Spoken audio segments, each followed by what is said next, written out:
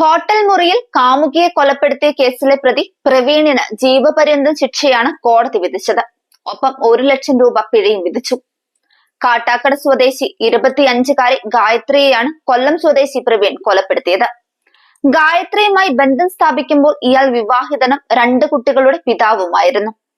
2021 തിരുവനന്തപുരം വെട്ടുകാട് പള്ളിയിൽ വെച്ച് ഇയാൾ ജ്വല്ലറി റിസപ്ഷനിസ്റ്റായ ഗായത്രിയെ വിവാഹം കഴിച്ചു.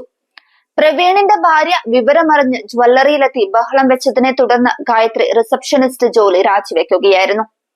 പിന്നീട് ഗായത്രിയെ ഒഴിവാക്കാൻ പ്രവീൺ തീരുമാനിക്കുകയായിരുന്നു. 2022 മാർച്ച് 5-ന് തമ്പാനൂർ അരിസ്റ്റോ ജംഗ്ഷന് സമീപമുള്ള ഹോട്ടലിൽ മുറി വാടകയ്ക്കെടുത്ത് ഗായത്രി അവിടേക്ക് കൊണ്ടുവന്നു. വൈകുന്നേരം 5 മണിയോടെ മുറിക്കുള്ളിൽ വെച്ച് ഗായത്രി ധരിച്ചിരുന്ന ചുരിദാറിന്റെ ഷാൾ ഉപയോഗിച്ച് കഴുത്തിൽ ചുറ്റിവലിച്ച് ശ്വാസം മുട്ടിച്ച് കൊലപ്പെടുത്തുകയായിരുന്നുവെന്നാണ് കേസ്. സാഹചര്യ തെളിവുകളുടെയും ശാസ്ത്രീയ തെളിവുകളുടെയും അടിസ്ഥാനത്തിലാണ് പ്രതി കുറ്റക്കാരനെന്ന് കോടതി കണ്ടെത്തിയത്.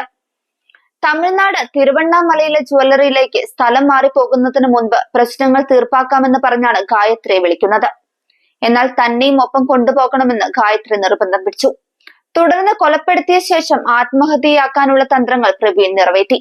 വൈകിട്ട് 5:30 ഹോട്ടൽ മുറി പൂട്ടിപ്പോയ പ്രവീൺ ഗായത്രിയുടെ ഫോണും എടുത്തിരുന്നു. ഈ ഫോണിൽ നിന്ന് വാട്സ്ആപ്പ് സ്റ്റാറ്റസായി പങ്കുവച്ച ഫോട്ടോകൾ ലവ് യു എന്ന ക്യാപ്ഷൻ ഇട്ട് പ്രവീൺ ഫേസ്ബുക്കിലിട്ടു. താനുമായി പിണങ്ങി ഗായത്രി ആത്മഹത്യ ചെയ്തെന്ന് വരുത്താനായിരുന്നു പ്രവീണിന്റെ ശ്രമം.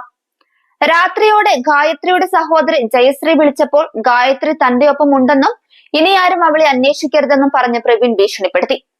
തുടർന്നാണ് ഇവർ കാട്ടാക്കട പോലീസിൽ പരാതി നൽകിയത്. കൊലപാതകത്തിന് ശേഷം ബസ്സിൽ പറവൂരിലേക്ക് മടങ്ങിയ പ്രവീൺ രാത്രി 12:30-ഓടെ ഹോട്ടലിൽ വിളിച്ച് ഗായത്രി മരിച്ചു കിടക്കുന്ന കാര്യം അറിയിച്ചു.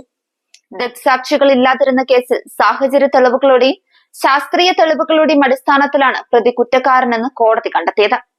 ഹോട്ടൽ മുറിയിൽ നിന്ന് ശേഖരിച്ച വിരലടയാളങ്ങൾ പ്രതിയുടേതാണെന്ന് കണ്ടെത്തി. ഗായത്രിയുടെ കഴുത്തിലെ മുറിവുകൾ ഒരിക്കലും ആത്മഹത്യ ചെയ്യുന്നതിനിടെ ഉണ്ടാകില്ലെന്ന് പോസ്റ്റ്മോർട്ടം നടത്തിയ ഡോക്ടർ കോടതിയിൽ മൊഴി നൽകി. ഒടുക്കമാണ് പ്രവീണിനെതിരെ കോടതി ജീവപര്യന്ത ശിക്ഷ വിധിച്ചത്.